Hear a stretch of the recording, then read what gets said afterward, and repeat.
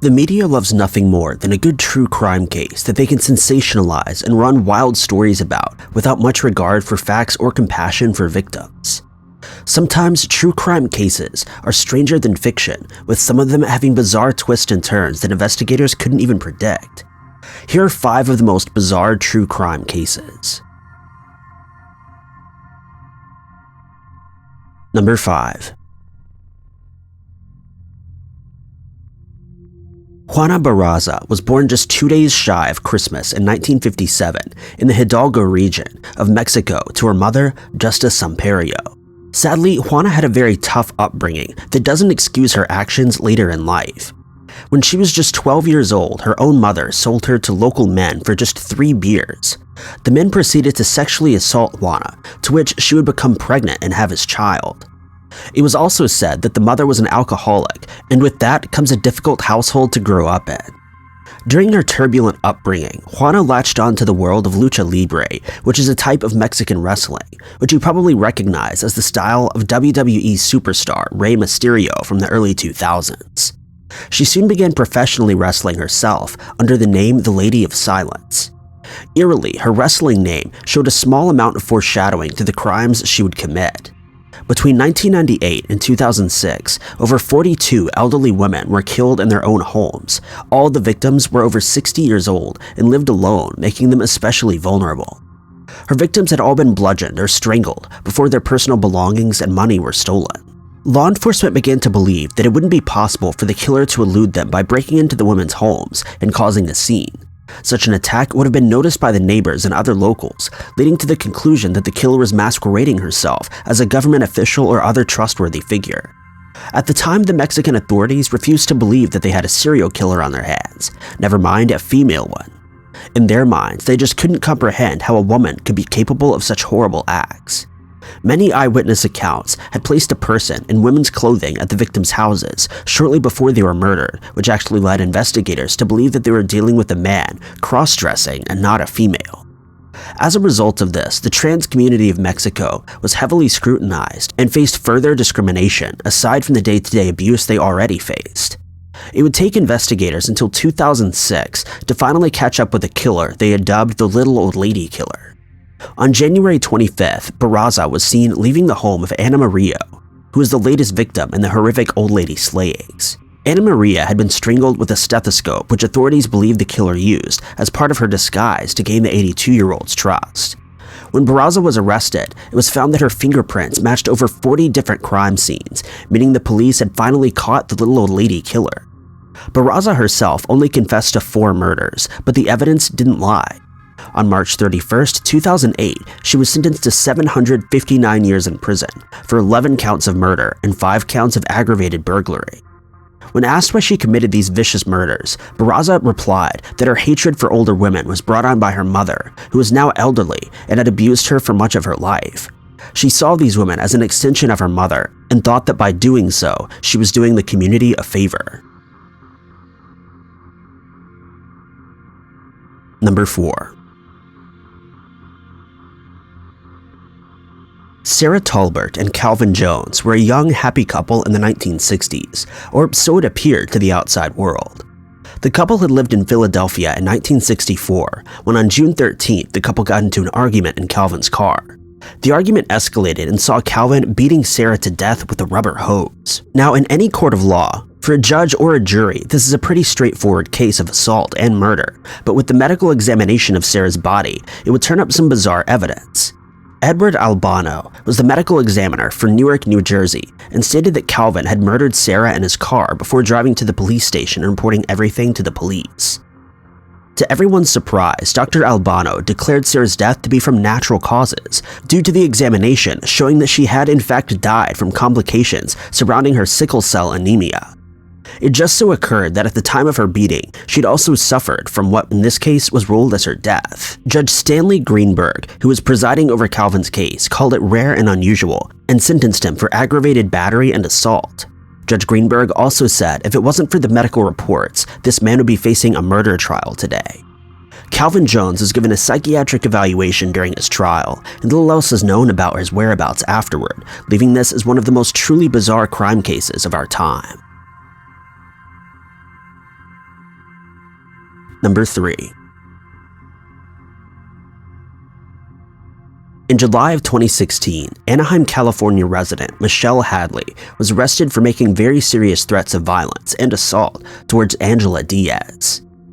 Angela Diaz had recently gotten married to Ian Diaz, who was Hadley's ex-boyfriend, but they were still in contact with each other due to owning real estate together. It seems that the split was not amicable with the pair, regularly fighting over email about what to do with the condo property that they joint owned. In September of 2015, Michelle began sending weird emails to Ian, such as, "Please explain to your real estate attorney that God's law is above all other laws, including the law of man. Lilith, you may try to hide behind the law of man, but it's a weak shield that will bend and crack against the sword of God." The trouble only seemed to escalate in May of 2016 when Angela found out that she was expecting a baby and excitedly announced the news to both Ian and friends and family. That's when threatening emails started appearing in Angela's inbox. The first few emails are coming from an anonymous address, or at least one that neither of the two knew. That was until more emails started pouring in, using the same biblical language that Michelle was known to use in her emails to Ian. One email to Angela read, "I hope you are scared to death of tomorrow. Be prepared. Don't sleep. Be careful and watch the daughters of God. We will steal your child, and we will watch as it dies." Obviously, Angela reported this harassing email to the police, who issued Michelle with a restraining order that meant that she could not contact the Diaz family any longer. But it seems that Michelle wasn't interested in listening to what the police had to say, and soon an onslaught of emails began flooding into Angela's inbox once again. It seemed that the threats weren't only contained to the emails. Angela soon began receiving emails from men who were interested in fulfilling her sexual assault fantasies. The emails were very graphic and detailed that Angela was looking for a man to engage in consensual, non-consent acts in a sexually violent fashion. The advert had even listed the apartment where Angela and Ian lived and were expecting to bring their first child into very soon. The threats of violence weren't simply empty either. Men began showing up at the Diaz's home at all times of day. One of the men even tried to attack Angela as she was home alone, but she managed to defend herself and call police. Following an in-depth investigation by Michelle's attorney, Michael Gusty, and computer forensic experts, they were able to piece together that Michelle was in fact innocent and was being framed. Once this evidence was presented to officials working the case, they also agreed. On January 9th, 2017, Michelle Hadley was officially cleared of all charges: stalking, criminal threats, and attempted rape, all of which had landed her a life sentence. Now, not only was it shocking that an innocent woman was framed for something that she didn't do, but it's extremely shocking when you find out who the real culprit behind the threats was. Angela Diaz was found to be the one who had sent the threatening emails to herself, as well as placing her information onto Craigslist for the sexual assault fantasy. Investigators found that Angela Diaz had not only sent herself all of the emails, but she also faked the pregnancy, along with faking cervical cancer for sympathy from her new husband.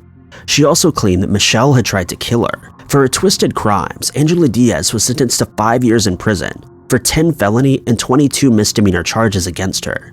An extremely light sentence compared to what she had put Michelle through, a woman who would have faced life in prison, as well as being shunned by her local community for a crime she ultimately wasn't even involved in.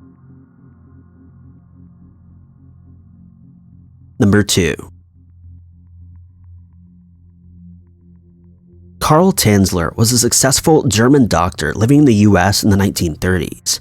He'd previously immigrated there just 4 years earlier in 1926, following the conclusion of the First World War, which saw him captured as a prisoner of war in Australia, following what would have been an exciting new start for the young German.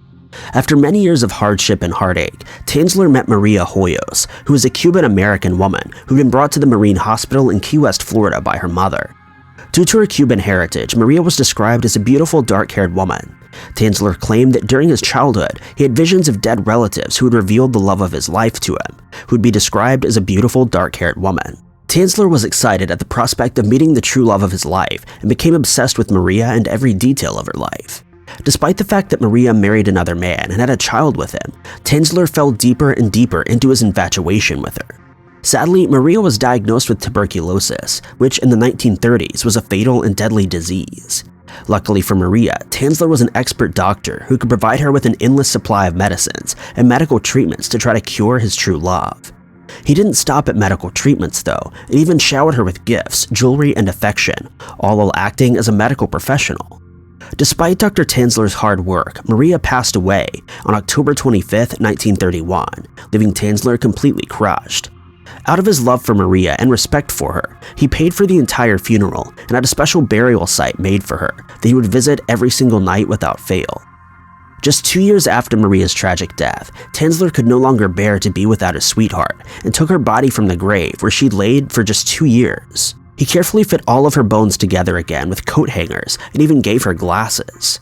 Maria had been deceased for 2 years, and of course that meant that her body was decaying with each day that passed. That didn't faze Tanzler, who had simply replaced her skin with cloth soaked in wax to form a sort of model.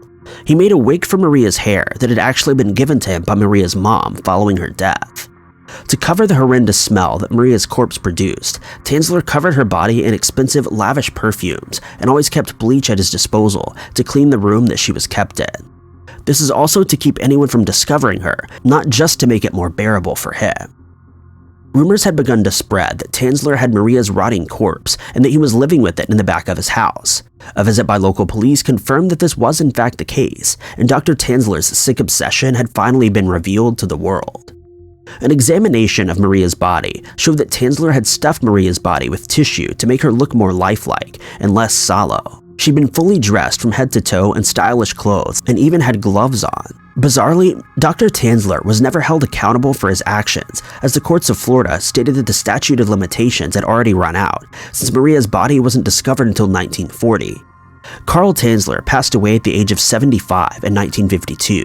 When he died, he was found to have been in the possession of a death mask of Maria, which, according to reports, he had clung onto until his very last breath. Number 1. Mary Morris of Houston, Texas, was a 39-year-old nurse who always had a bright and happy outlook on life. Her sister Stephanie Lohr said Mary lived life to the fullest, and she was very outgoing and very bubbly. Another Mary Morris, who was also 48 years old, lived just down the road and worked at a local bank. Her family would also describe her in a similar way. It isn't uncommon for people to have the same name. In fact, sometimes it can be the catalyst to a friendship. But sadly, for both Maria Morrises, this fact that they shared would end in tragedy for them and their families. On October 12, 2000, 48-year-old Mary Morris left her house as normal to go to work, but she never arrived. Colleagues and family became worried and she didn't show up and no one could get a hold of her. Later that day, her body was found burned inside of her car. The damage was so severe that partial dental remains had to be used to identify her. To local law enforcement and her family, the murder was a complete mystery. Mary was extremely well liked within the community, and no one could think of anyone who wanted to harm her. To add to the mystery of Mary's death, the Houston Chronicle, a local newspaper, received a phone call from a man who stated that the wrong Mary Morris had died. This phone call left everyone in the office and the community perplexed. What did he mean, the wrong Mary Morris? And was this the voice of her killer on the line? Confusion laid in the air until October 16, 2000, when 39-year-old nurse Mary Morris was found dead in her car. This time, the cause of death was a gunshot to the head that had been made to look like suicide, but various evidence at the crime scene indicated that there was a struggle. The case unraveled when it was revealed that 39-year-old Mary had been having problems with her marriage, as well as issues at work that resulted in a colleague screaming death threats at her. It seemed that whoever killed 39-year-old Mary had in fact killed 48-year-old Mary Morris first by accident. As police speculated, someone in the 39-year-old Mary's life had hired a hitman to take her out. 39-year-old Mary had a life insurance policy of over $700,000, which her husband would be the sole beneficiary of in the event of her death. Another piece of evidence that points to Mike is the fact that he was in possession of his wife's wedding ring, something which had been missed from the crime scene. Apparently, this is a signal used by hitmen to signify that the job had been completed without making it obvious to law enforcement or contacting those directly involved. There are currently no suspects in the two Mary Morris cases, with the crimes leaving both families completely devastated at their loss. If this truly was the work of a hitman, then they were completely incompetent as they killed the wrong victim who just so happened to have the same name. 48-year-old Mary drove a Chevy Lumia, while 39-year-old Mary drove a Dodge Intrepid, which looked incredibly similar as well. Perhaps that was the source of the confusion. Either way, two innocent women ended up murdered with their killer still escaping justice. Thank you guys so much for watching. If you liked this video, be sure to click that like button. Also, don't forget to subscribe and click that notification bell to keep up to date with all of our future uploads. But I've been Ty Knotts, and I'll catch you guys in the next video.